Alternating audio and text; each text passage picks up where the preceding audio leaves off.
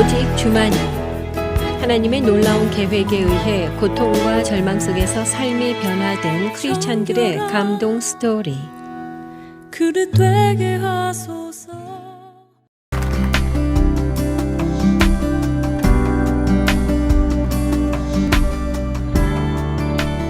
안녕하세요. 저는 춘천한마음교회 김양은입니다. 저는 엉뚱한 코끼리였어요. 튼실한 하체, 엉덩이가 뚱뚱하고 코끼리 다리를 가진 제 스스로 붙인 별명인데요. 이렇게 저는 30년이 넘도록 엉뚱한 코끼리로 살았습니다. 그러다 부활하신 예수님을 만난 후 저에게 어떤 변화가 생겼는지 간증을 나누려고 합니다. 저는 사녀 1남 중 넷째 딸로 태어났어요. 딸을 넷 낳으시고도 아들에 대한 갈망이 계속된 부모님께서는 5번째 아들 낳기를 성공하셨는데요. 다행히도 저는 비싼 털을 팔았다는 어른들의 말씀을 들으며 이쁨을 받았는데도 아들이 남동생이 더 사랑을 받는 것 같다 느끼면 먹는 걸로 욕구를 충족하는 습관이 생겼어요. 어릴 적 사진첩을 보면 하얗고 귀여운 얼굴은 제가 봐도 눈에 띄더라고요. 그런데 사진첩이 뒤로 갈수록 그냥 통통한 아이로 변해갔습니다. 사춘기 시절 외모에 대한 관심이 많아지니 여러 가지 다이어트를 해봤는데요. 굶으면 살이 빠질 것 같다는 생각에 아침을 먹지 않고 학교를 갔어요. 그런데 수업 시간 공부에 집중은 안 되고 끝나고 무엇을 먹을까에만 집중이 되는 거예요. 배고픔은 안 좋은 거라 생각했고 오히려 더 잘 먹는 계기만 되었습니다. 한 번은 칼로리를 계산해가며 음식을 절제해보기도 했는데요. 신경이 예민해지고 짜증이 많아지더라고요. 스트레스가 계속 쌓여서 또 포기해버렸어요. 방에 날씬한 모델 사진을 붙여놓고 자극을 받아보려 해도 저녁을 굶고 밤마다 운동을 해봐도 이뇨제를 먹어봐도 변비약을 먹어봐도 심지어 단식원에 들어가서 단식 프로그램에 참여도 해봤지만 잠깐의 체중 감량만 있을 뿐 바로 요요 현상이 찾아오더라고요. 어릴 때부터 의지도 약하고 끈기도 없고 포기도 빠른 성격이라 다이어트는 매번 실패로 돌아갔는데요. 하체 콤플렉스 때문에 교복을 입을 때 빼고는 늘 바지를 입었고 긴 티로 엉덩이까지 가리고 다니는 패션을 고수해가며 성인이 되었습니다. 20살이 되어 입사한 회사에서 8살 많은 남자 직원과 친하게 지내다 사내 연애를 하게 되었는데요. 퇴근 후 함께 늦은 저녁을 먹고 헤어진 후 집에 가서 자고 다음날 새벽에 만나 아침밥을 먹고 앉아서 일하고 이런 생활이 반복되면서 저는 점점 제 몸이 무거워져 가고 있다는 걸 감지했지만 체중계에 올라가는 것이 두려워서 몸무게를 재지 못했습니다. 맛집을 탐방하며 행복한 시간을 보내다 22살에 결혼하게 되었는데요. 결혼식 날짜가 급하게 정해진 것과 살찐 제 모습 때문인지 신부의 뱃속에 아기가 있는 것 아니냐고 오해하시는 분들도 계셨다고 하더라고요. 예식 후 한복으로 갈아입고 패백실로 갔는데요. 신랑이 신부를 얻고 행복한 표정으로 사진을 찍자는 사진 기사님의 제안에 남편은 노력했지만 결국 저를 얻지 못했는데요. 이렇게 웃을 수도 울 수도 없는 애매한 표정의 사진도 남아 있습니다. 결혼 후에도 저의 식욕은 계속 되었는데요. 신혼집 앞에 큰 시장이 있었거든요. 음식의 유혹은 끝이 없었어요. 마치 시장은 천국 같더라고요. 그러다 어느 날 지나가던 꼬마가 저 아줌마 뚱뚱해 하는 거예요. 이제 내 나이 22살인데 아줌마? 그것도 뚱뚱해? 살을 빼긴 해야겠구나 생각했어요. 늘어나는 뱃살을 이기지 못하고 바지 단추가 떨어지는 날도 많았는데요. 이렇게 내 몸에 한심함을 느끼게 되는 일들은 많았지만 다이어트를 해야겠다는 불타는 의지는 생기지 않더라고요. 그러다 드디어 다이어트를 결심하게 된 일이 생겼는데요. 내 모습이 적나라하게 찍힌 사진을 보게 되었거든요. 사진을 통한 내 몸의 실상을 확인하니 충격이었어요. 음식을 절제 없이 먹었던 것과 나태한 생활을 증명하기라도 하듯 사진 속 내 모습은 진짜로 뚱뚱한 아줌마더라고요. 충격을 받으니 불탄 의지가 막 샘솟는 거예요. 그래서 다이어트 전문 한의원을 찾아갔는데요. 제일 먼저 몸무게를 체크해 주더라고요. 저는 제 눈을 의심했어요. 무려 103이라는 숫자를 보았거든요. 인생 최고 몸무게를 갱신한 건데요. 지금은 병이 없지만 이 몸으로 계속 살다가는 큰 병에 걸릴 것 같은 불길함을 느꼈어요. 그래서 살과의 전쟁을 선포했습니다. 병원에서 시키는 대로 한약도 먹고 식욕을 억제하는 침도 맞고 뱃살 지방 분해에 좋은 전기침도 맞아가며 열심히 했어요. 그러나 결국 오래가지 못했는데요. 그러던 어느 날 버스를 탔는데 술 취한 아저씨가 소란을 피우고 계셨어요. 저는 대수롭지 않게 생각했고 내릴 때가 되어 뒷문 쪽으로 섰는데요. 내리는 제 뒤통수에 대고 너는 살 좀 빼 하면서 궁시렁궁시렁 하시는 거예요. 얼굴이 화끈거려서 어떻게 지배하는지도 모르겠더라고요. 내가 살찐데 도와준 것도 없으면서 상처 준 아저씨가 미웠지만 현실을 직시하게 해줬으니 고맙게 생각해버리자고 스스로 위로했습니다. 전 긍정적이거든요. 결혼했으니 아이라도 생기면 좋겠는데 결혼 2년이 되어가는데도 임신이 안 되는 거예요. 혹시나 뚱뚱한 몸 때문인가 싶어 불임병원을 찾아갔는데요. 다행히 큰 문제 없이 약 먹고 주사 맞고 하니 바로 임신이 되었어요. 유산이라는 아픔을 겪긴 했지만 하나님께서는 기도를 들으시고 귀여운 첫째 딸을 선물로 주셨습니다. 그리고 2년이 흐른 뒤 둘째 아이를 임신하게 되었는데요. 큰아이에 이어 둘째 아이도 제왕절개를 해야 하는 상황이었어요. 수술 후 회복실에서 눈을 떴는데요. 간호사가 예쁜 딸을 낳았다고 축하한다고 말한 뒤 이제 병실로 가자고 하더라고요. 산모는 수술해서 몸을 움직일 수 없으니 제 몸을 대신 옮겨주겠다는 거예요. 그때까진 좋았습니다. 그런데 몇 사람을 더 호출하시더니 산모의 몸무게가 0.1톤이라며 함께 옮기자는 거예요. 0.1톤? 물론 100kg와 0.1톤은 같은 말이지만 저는 왠지 진짜 코끼리가 된 것 같았어요. 안 그래도 코끼리 다리를 갖고 있는 사람한테 너무한다 싶었죠. 수술 후 고통과 민망함이 함께 뒤섞였던 경험이었습니다.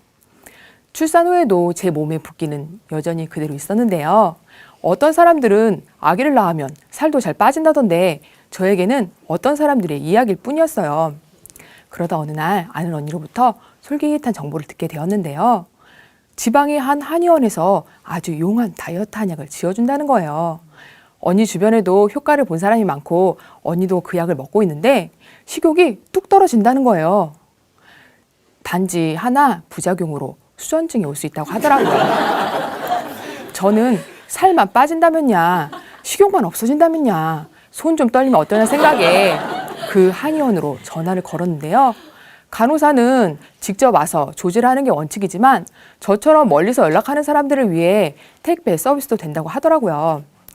한의사와 전화통화 후 제 몸 상태를 알려줬고 며칠 뒤 한약을 택배로 받았는데요. 한약의 첫 비주얼이 좀 무시무시하더라고요. 어떤 한약재를 넣은 건지 색은 진흙색에 첫 목 넘김은 사약을 먹는 것 같았어요. 하지만 날씬해질 내 몸매를 상상하며 알람을 맞춰놓고 꼬박꼬박 먹기 시작했습니다. 소문대로 식욕이 뚝 떨어지더라고요. 그런데 저에게 나타난 부작용은 손떨림이 아닌 심장떨림이었어요. 무엇을 잘못한 것도 아닌데 죄 지은 사람처럼 긴장이 되면서 심장이 요동쳤어요. 날씬해지기 위한 통과 의례라 생각하고 꾹 참았습니다. 살이 점점 빠지고 식욕도 점점 떨어지더라고요. 주변에서도 살이 빠지니 이물이 난다며 기분 좋은 반응들을 보여주었는데요. 행복했습니다. 그러다 얼마 뒤 셋째 언니를 만났는데요. 언니가 절 보더니 양은아, 너 눈이 너무 노랗다? 이러는 거예요. 거울을 자세히 들여다보니 정말로 눈에 흰자가 노랗게 되어 있더라고요. 몸도 많이 피곤했던 터라 병원을 찾아갔는데요. 의사 선생님은 딱 봐도 눈뿐 아니라 피부까지 황달이 왔다는 거예요. 간 수치 확인을 위해 피 검사를 했고 다음날 병원에서 전화가 왔는데요. 간 수치 결과 정상 범위보다 무려 1000배 이상 높게 나왔다며 당장 입원을 해서 수치를 내리지 않으면 언제 어디서 실신할지 모른다고 하셨어요. 저는 겁이 났지만 어린 두 딸들 때문에 입원이 힘들다고 하였더니 그러면 집에서 절대 안정을 취하라고 하셨어요. 좀 더 시간이 지났으면 간이 다 손상되었을 거라며 출처불문 한약도 당장 끊으라고 경고를 하셨습니다. 황달 증세를 제일 먼저 알아봐준 셋째 언니에게 정말 고맙더라고요. 그 후로 꽤 오랫동안 간 기능을 회복하는 약을 먹으며 다이어트에 쉼표를 찍게 되었습니다. 언젠가는 건강한 다이어트를 하겠노라, 꼭 날씬해지겠노라 다짐만 하다가 2년의 시간이 흘러갔는데요. 어느 날부턴가 몸에서 변화가 느껴지는 거예요. 저는 뚱뚱했지만 은근히 예민했거든요. 혹시나 임시 테스트를 했는데 역시나 임신이더라고요. 헐, 하나님께서 셋째까지 주실 줄은 몰랐는데. 당황했지만 기왕이면 셋째는 아들을 주세요 기도했는데 소원대로 아들을 주셨어요. 그런데요, 3살 터울인 3남매를 키운다는 건 체력적으로 많은 힘이 들더라고요. 특히나 아이들이 돌아오는 오후 시간만 되면 그 피로가 몰려오며 누워서 쉬고 싶다는 생각만 드는 거예요. 다른 엄마들은 놀이터에서 함께 놀아주는데 저는 아이들끼리만 놀라고 하고 집으로 들어와서 쉬거나 먹는 것으로 체력을 보충했어요. 요리를 하는 것도 귀찮다는 생각에 간단히 먹을 수 있는 인스턴트 음식들로 아이들과 식사를 해결하는 날이 많아졌어요. 아이들에게 미안한 마음도 점점 커지고 집안 분위기마저 무거워져 가는 것만 같아 이런 생활이 좀 해결해야 되겠다는 생각이 들더라고요. 그러다 어느 날 아이들이 제 옆에서 주일학교 암송 구호를 외치고 있었는데요. 그중 한 말씀이 제 귀에 꽂혔어요. 정말 많이 듣던 말씀인데 그날은 마음속에 말씀이 새겨지는 것 같았어요. 전능자께서 이 땅에 오셨다 가셨다. 확실한 증거를 주셨다. 부활인데요. 맞아. 예수님께서 이 땅에 오셨다 가셨지? 부활하셔서 모든 사람에게 믿을 만한 증거를 주셨지? 연이어 목사님 말씀도 생각났어요. 전능자께서 이 땅에 오셨다 가셨는데 그냥 가셨겠습니까? 다 이루고 가셨습니다. 하나님이신 예수님께서 이 땅에 오셨다 가신 사건, 그 누구도 흉내낼 수 없는 확실한 증거 부활, 다 이루었다고 십자가에서 말씀하신 예수님, 모두 생각이 나며 부활이 지식에서 실제가 되었습니다. 하나님이신 예수님께서 이 땅에 오셔서 다 이루고 가셨는데 내 문제들과 보이는 현상들도 다 이루어졌구나 깨달아졌습니다. 목사님께서는 젊은 청년들이 교회를 떠나는 시대라 말씀하시며 해결 방안은 복음이면 된다고 하셨는데요. 그렇다면 복음을 가진 우리 아이들이 다음 시대를 살릴 사명자구나 깨달아졌어요. 아이들이 사명자임이 알아지니 귀한 영혼으로 보이더라고요. 아이들을 사명자로 잘 양육하는 것이 엄마의 내 사명이구나 알아졌어요. 그리고 그동안 아이들을 소홀하게 양육했다는 생각에 반성하는 마음이 들었는데요. 하나님께서 맡기신 아이들을 잘 양육하기 위해서라도 엄마인 내 몸이 건강해져야겠다고 생각했어요. 무거운 몸으로 양육하기 벅찬 게 현실이니까 하나님께 도와달라 해야겠다 생각했어요. 하나님, 아이들을 사명자로 잘 양육할 수 있도록 제게 건강한 몸을 허락하시고 건강을 주세요. 하고 기도하기 시작했어요. 그런데 어느 날부턴가 성령의 전이라는 단어가 계속 생각이 나는 거예요. 성경책을 찾아보니 고린도 전서에 기록되어 있는 말씀이었어요. 너희 몸은 너희가 하나님께로부터 받은 바 너희 가운데 계신 성령의 전인 줄을 알지 못하느냐. 너희는 너희 자신의 것이 아니라 값으로 산 것이 되었으니 그런즉 너희 몸으로 하나님께 영광을 돌리라. 마치 하나님께서 내가 너를 샀다. 너는 내 것이다. 라고 하시는 것 같았어요. 내가 값을 치르고 물건을 샀다면 그 물건은 내 거잖아요. 내 영과 마음은 물론 내 몸까지도 하나님 것임이 알아졌습니다.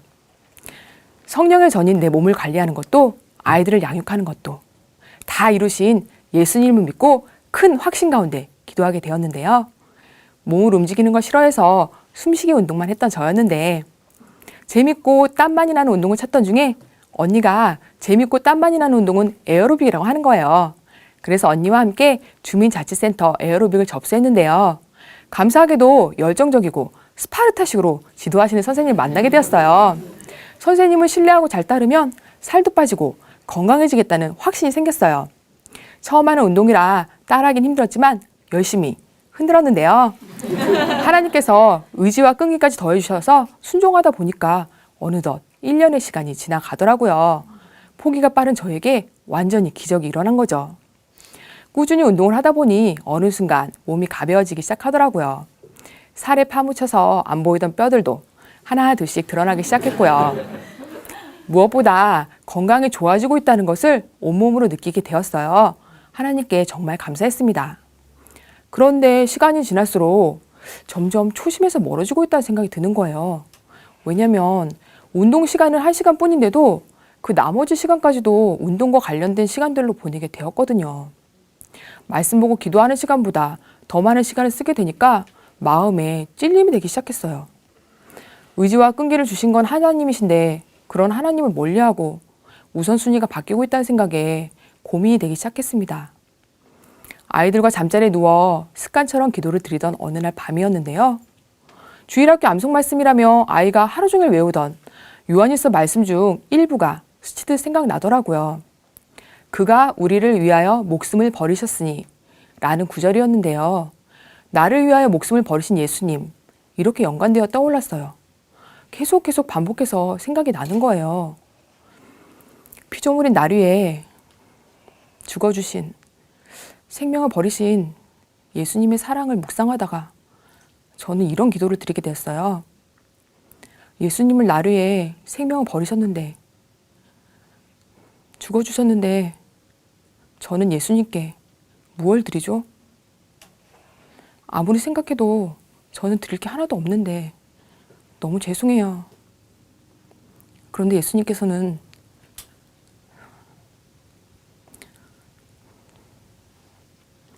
나는 네 마음을 원한다. 네 마음을 원한다. 그것뿐이다.